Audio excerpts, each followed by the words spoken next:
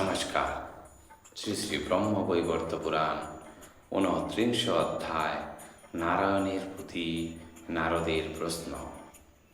সৌতিমুনি কহিলেন, নারদ তখন নারায়ণ আশ্রমেতে করিল আগমন। অপূর্ব আশ্রম সেই ব্রহ্মাণ্ড ভিতর, যাহার সমান নাহি বিশ্ব চরাচর। সেথায় বিরাজ করে দেবনারায়ণ, সে আশ্রমে রাজে বহু বদরিত মন। বহু ফলমূল সব ফল ফুল পূর্ণ, বৃক্ষ সব রাজে, পাখিগণ গান গায় তাহাদের মাঝে। দুপক্ষ সুপক্ষ বিবিধ ফল ধরে তরু সব, কোকিল মধুর কণ্ঠে গায় যেন স্তব। সিংহ ও শার্দুল্য বহু বিরাজে তথায়, ঋষির প্রভাবে কিন্তু হিংসা নাহি তায়। ভোজ্য আর ভক্ষকের সমব্যবহার, বিদ্বেষের চিহ্ন নাই শান্তির আগার। সুখৎ সর্বথাবন মনোরম অতি, যাইতে তথায় কারো না হয় শক্তি। স্বর্গ হতে মনোহর অতি সুশোভন, চন্দন ও পারিজাত বন অগণন। 3 কোটি আশ্রমের শোভা মনোহর, বহু মুনি ঋষি লেখা সেথা রহে নিরন্তর। মুনীন্দ্র সিদ্ধেন্দ্র কত করে অবস্থান, গণনার সাধ্য নাহি ওহে মতিমান।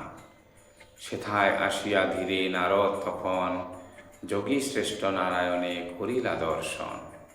সূর্য সম প্রভা তার সন্মিত বদন, মুনি ঋষি আদি তারে করেছে বেষ্টন। সুদর্শনা বিদ্যা ধরি নাচেছে সেথায়, গন্ধর্ব সকলে মিলি কৃষ্ণ গুণ গায়। যোগী গুরু নারায়ণ রত্ন সিংহাসনে, কৃষ্ণ নাম জপ করে আনন্দিত মনে। নারদ তাহার মূর্তি করি দর্শন, ধীরে ধীরে তার পাশে করেন গমন। উপনীত হইয়া তথা সভক্তি অন্তরে, নারায়ণ চরণেতে প্রণিপাত করে। নারদে প্রণত দেখি দেবনারায়ণ, উঠিলেন সসভ্রমে তেজিয়া আসন। আলিঙ্গন করি তিনি ব্রহ্মার কুমারে, করিলেন আশীর্বাদ একান্ত অন্তরে। মধুর বচনে পরে জিজ্ঞাসী কুশল, অতিথি সৎকার তার করিলা সকল। অনন্তর নারদের রত্ন সিংহাসনে, বসালেন নারায়ণ হরষিত মনে। বিশ্রাম করিয়া শেষে নারদ তখন, ঋষিশ্রেষ্ঠ নারায়ণে কহিলা বচন। পিতার নিকটে বেদ পড়ি নিরন্তর, জ্ঞান দান করিলেন স্বয়ং শঙ্কর। তথাপি চঞ্চল চিত্ত তৃপ্ত নাহি হয়, তব পাদপদ্মে তাই লইনু আশ্রয়। হে প্রভু তোমারে ভাই তাই করিনু দর্শন, কৃপা করি জ্ঞান দান করহ এখন।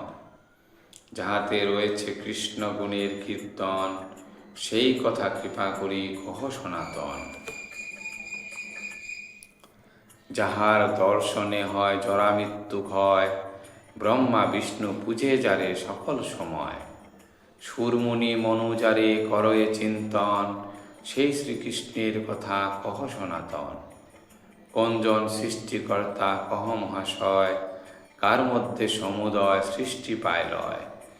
কিবা সেই বিষ্ণু হরি সকল কারণ, ঈশ্বরের রূপ কিবা কহ সনাতন। জিজ্ঞাসী তোমারে প্রভু ওহে নারায়ণ, দেবদেবী ব্রহ্মা বিষ্ণু আর পঞ্চানন।